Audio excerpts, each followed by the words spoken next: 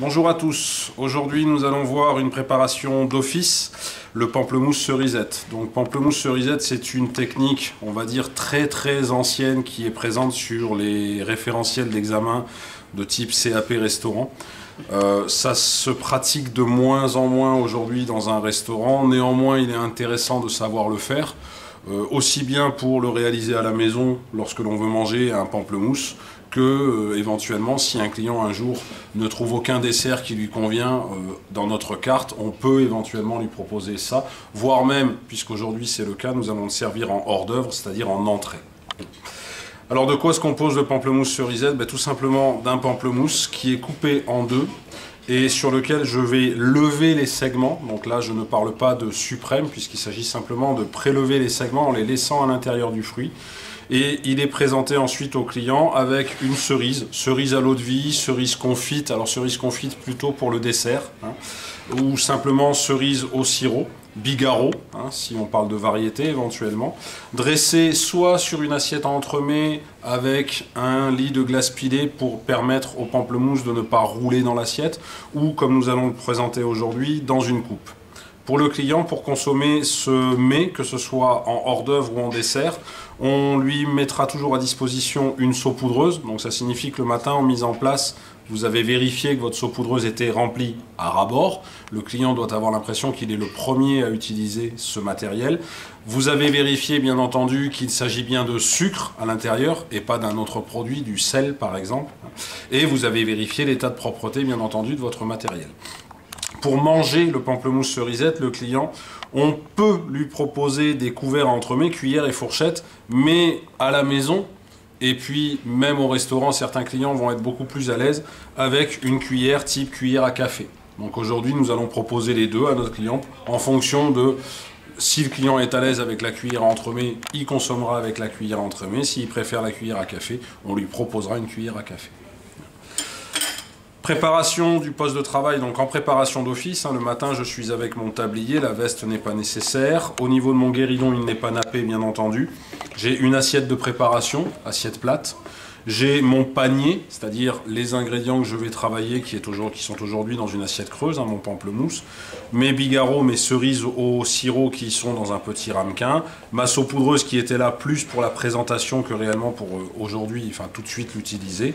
Ma coupe dans laquelle je vais dresser mon pamplemousse une fois préparé, une pince à entremets pour saisir ma cerise et la dresser sur mon pamplemousse, et un trancheur, un couteau d'office.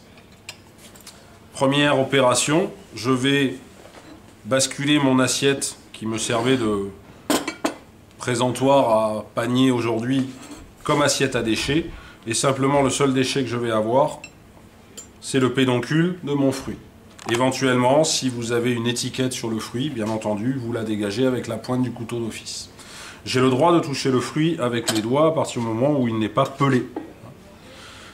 Mon assiette à déchets, dans l'immédiat, je la bascule un petit peu à droite pour que vous voyez mieux. Je vais sortir ici la saupoudreuse.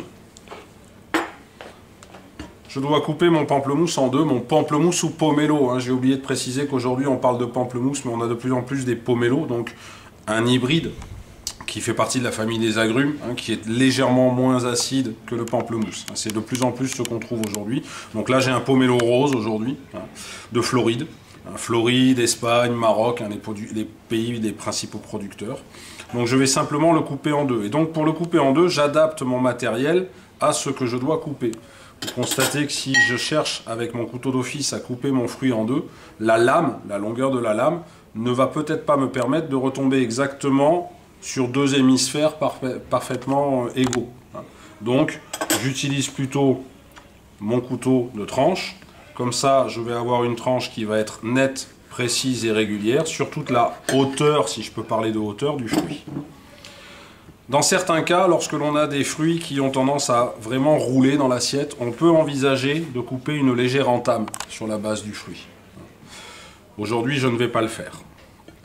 Voici mon pamplemousse, mon pomelo rose, je précise, une fois coupé en deux. Le but du pamplemousse cerisette, c'est avec la pointe du couteau de lever ce qu'on appelle les segments, c'est-à-dire la pulpe qui est à l'intérieur entre chaque membrane.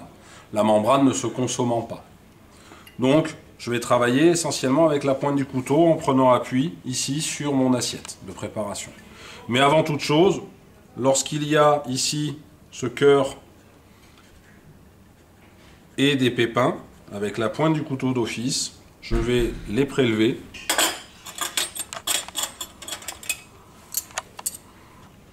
Et là, bien entendu, je n'ai pas le droit de les dégager avec les doigts, hein. C'est avec une pince, et j'ai utilisé une pince à entremets parce que par rapport à la taille de mon fruit, je préfère utiliser une pince à entremets aujourd'hui. Donc maintenant, je répète, l'opération consiste à lever la pulpe du fruit. Donc pour cela, je travaille par petits à-coups. Mon couteau est très bien aiguisé. Je passe vraiment au plus près de la membrane, la pointe légèrement en biais, de façon, vous le voyez, à ce que mon segment soit entièrement détaché de la membrane. Mais je le laisse à l'intérieur. Et je vais faire ça sur la totalité de mon fruit, y compris sur les segments les plus petits. Tout est affaire de technique. Au fur et à mesure, je fais tourner mon fruit. Ce n'est pas moi qui tourne autour du fruit. Je reste à l'intérieur de la membrane. Et je répète, je passe vraiment au plus près de celle-ci, de façon à être le plus rentable possible.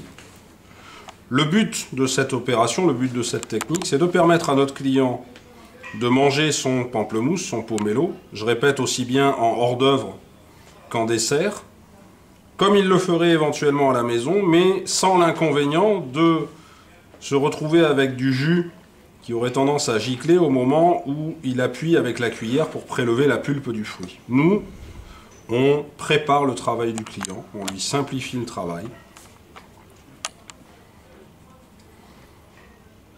de façon à ce qu'il soit le plus satisfait possible et qu'il évite de trop se salir.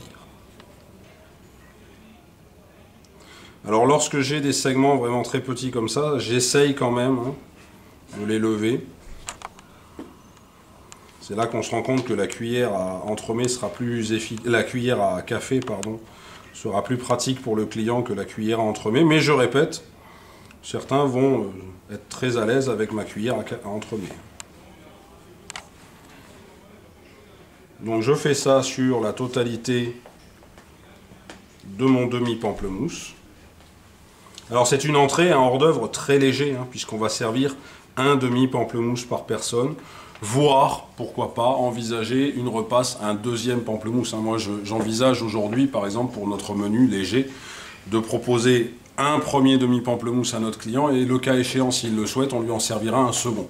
Je n'y vois aucun inconvénient, parce que ça reste quand même quelque chose de très léger.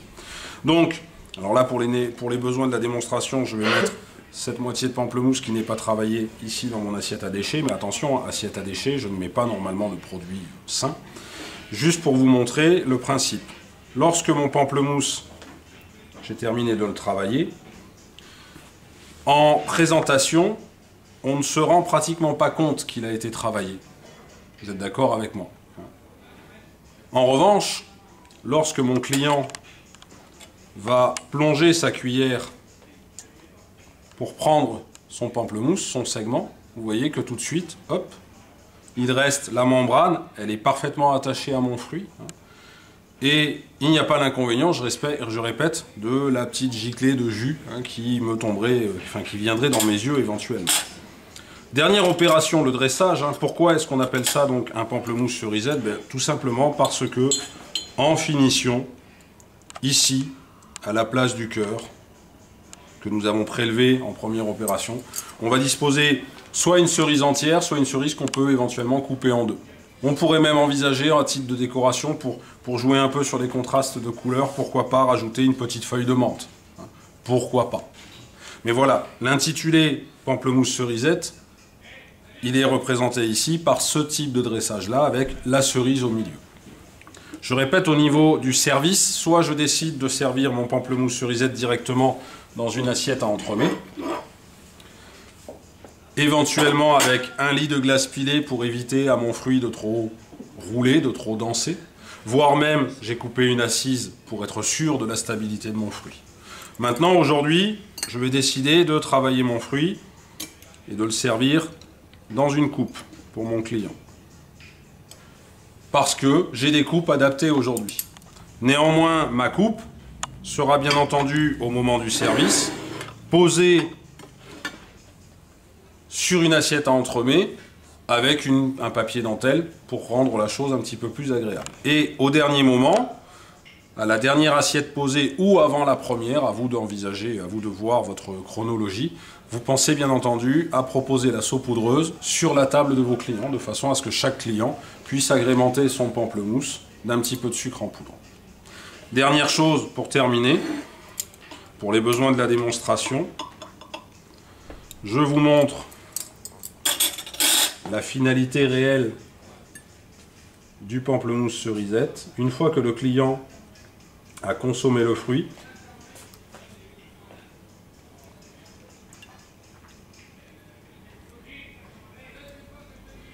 voilà ce qui va rester. Vous voyez que la plupart de mes segments, je n'ai pas eu besoin de forcer pour les sortir. Une fois que le client a terminé de consommer le pamplemousse cerisette, voilà les membranes. Je suis vraiment passé au plus près de la membrane, la rentabilité. Rien n'empêchera bien entendu le client de forcer un petit peu plus pour aller gratter un peu plus au fond. Mais même, vous voyez, même là, si j'essaye d'aller au fond, je prélève un petit peu de pulpe, mais franchement, c'est moindre. La rentabilité, elle est maximale grâce à ma technique. Vous voyez mes segments ici. Ils sont là.